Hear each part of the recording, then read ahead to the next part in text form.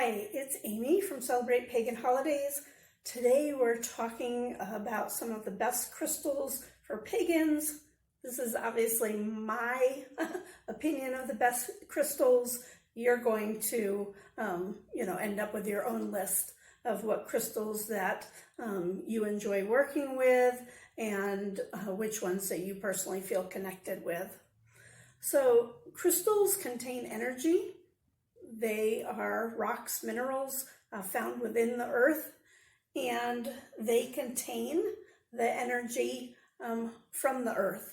They also can absorb energy from the planets, especially the moon, and they absorb energy from other living beings, whether you have animals in your home or the people in your home.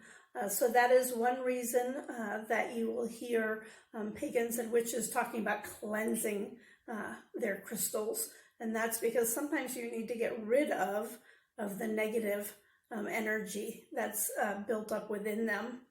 So you can find rough cut crystals like this clear quartz, or you can find them tumbled.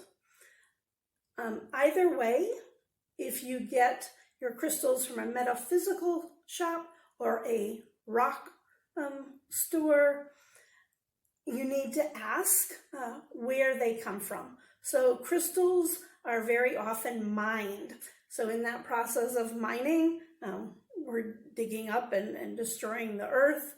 And sometimes the people in the mining process are not treated very well, or in some countries are young children.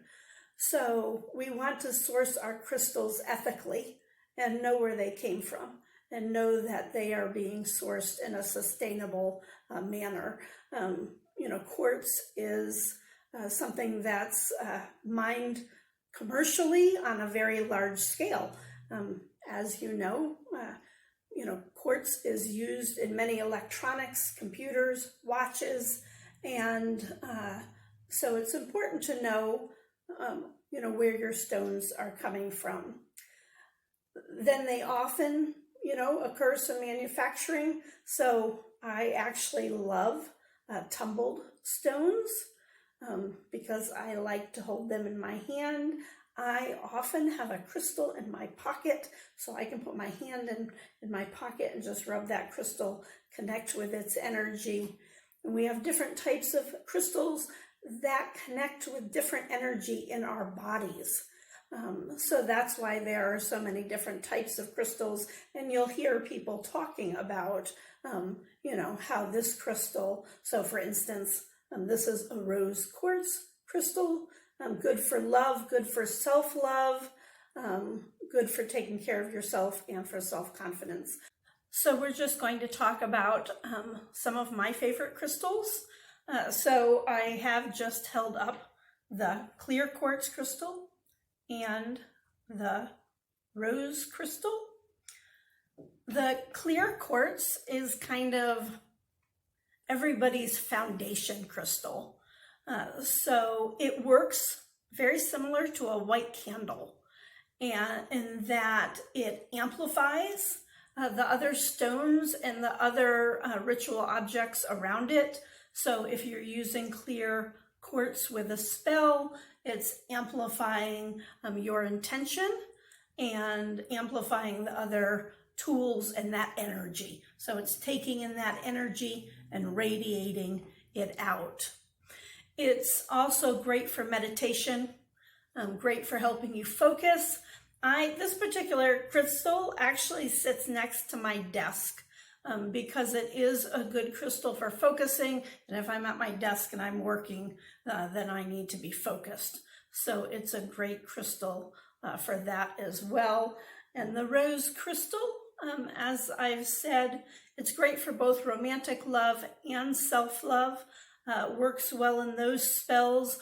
Also, I know people who enjoy taking a bath have rose crystals around their bathtub because it just helps you kind of relax and recenter and push that stress away from your body.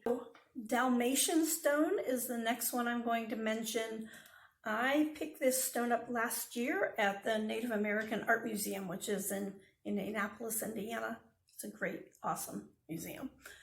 But I picked this stone up. I just felt really gravitated. I was in their gift shop and looking at crystals, and I was putting my hand over the crystals, and I was just compelled to touch and pick this stone up. It really connected with me, or I connected with it. So it is a more unusual stone, but obviously it speaks to me, and for good reason. It's a great stone for calming. Parents often put this stone on the bedside table of children. It does help calming and helping you sleep. It also helps to ward off that negative energy affiliated with, often with bad dreams. And it helps you clarify your dreams. So if you're interested in doing dream work, which is something that I've been working on, it's great to have on your bedside table. It's also known if you're doing collaboration projects at work. It's great for when you're collaborating in kind of a team atmosphere. So Dalmatian stones. Next, we have the green aventurine stone. Aventurine comes in a number of colors, actually. I think the green is probably one of the more popular colors. It pairs well with a green candle, so it's great for doing work with prosperity, with luck, with confidence.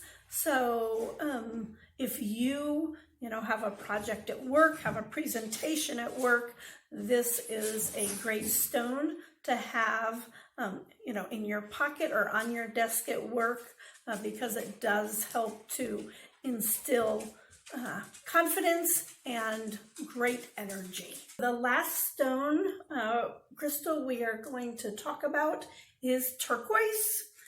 This is my necklace. I often wear it when I'm doing videos because turquoise is good for communicating. It's good for clarity. It's also good for grounding, for balance. It's very popular with a number of cultures. Turquoise is found all over the world. It was used in ancient Egypt with burying the dead. The Druids often used it in talismans.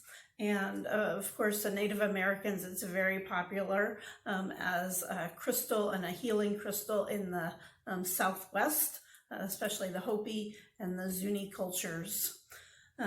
So very good for balance work.